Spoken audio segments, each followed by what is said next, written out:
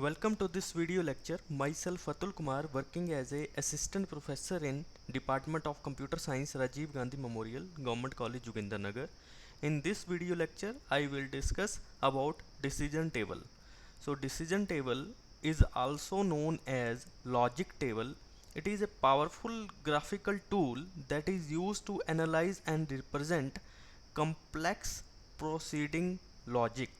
So it is in the form of tabular format. So decision tables are always in the form of tables that are used to represent the various action to be taken for various combination of conditions. So there are actions, and actions are performed based on the combination of various conditions. So decision tables are extremely useful when a program involves a large number of conditions. So there are four parts in decision table: condition stub, condition entry, action stub, and action entry. So in condition stub, it lists all the possible conditions which could apply to a particular problem. In condition entry, it defines, or it contains, all the different combination of conditions given in the condition stub. Each combination is referred as a rule, and its value is generally represented as y or n, means yes and no, yes or no. In case of action stub, it lists all the action resulted from a given result of conditions or given set of conditions. Action entry shows the action to be taken for each combination of conditions. So this one is the example for decision table. In the left hand side you can see these are the conditions, and first three entries are conditions C1, C2 and C3, and last four entries A1, A2 and A3, A4 are action stubs. On the right hand side there are rules: rule 1, rule 2, rule 3, rule 4, and the entries in green represent the condition entries, that is T represented true and F represented false, and entries in a brown represent the action entries. So this representative example, in the left hand side we have a condition and action. The first first three entries are conditions, and next five entries are actions. So first condition is printer does not print. So according to various rules, it represent yes, yes or no. And the second condition is the red light is flashing. According to various rules, it may be yes or no.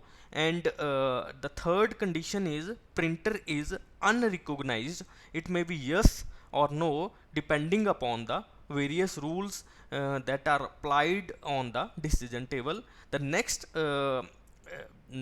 portion is for action. Based on the condition, we apply different actions so that your printer is working properly. So first action is hack the power cable. So it may be yes, or action may be taken, or action may not be taken. The next action to be performed is check the printer cable. We have to check the printer cable, whether the printer cable is properly attached to the computer or it is not properly attached. The third action to be performed is ensure printer software is installed. So we have to ensure the printer drivers are properly installed in your computer.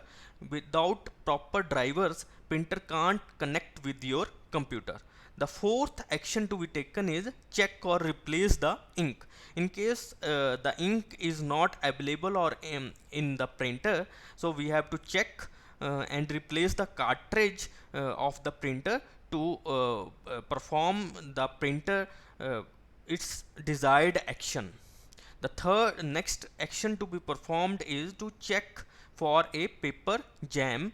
sometimes paper are jammed in your computer, so in that case we have to check for a paper jam, and actions are performed according to the desired action stub. This one is a action stub. So next is advantages of decision tables. So decision tables are easier to draw and modify in comparison to algorithms and flowchart. So decision tables are very easy to draw and modify, as in case of flowchart.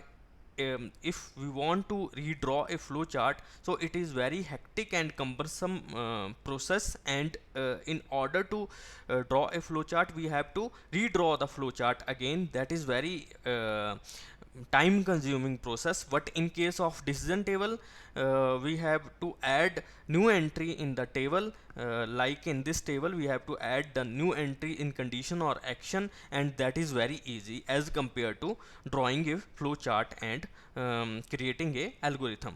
As in case of algorithms, we have to just write the algorithm, and for writing algorithm it requires logical thinking as much required to draw a flow chart.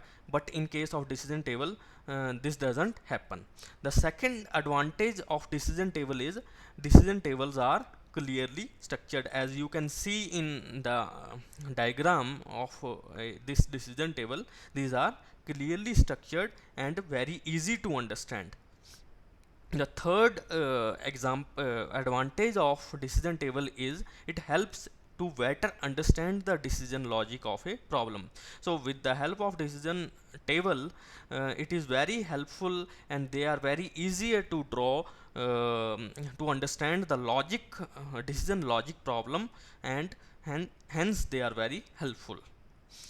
So beside advantages, there are some disadvantages of decision tables. So first disadvantage of decision table is that they are used only for the representation of action performed based on the various conditions. So it is very difficult to write a complete program on the basis of decision table. So you can't write a complete program, or you can't convert a complete decision table into a program, because there are some hidden conditions or hidden logics that are not represented with the help of decision table. So this one is one of the disadvantage of decision table. The another disadvantage is decision tables are very larger in size. So sometimes decision tables takes more than 10 or 20 pages. So in order to analyze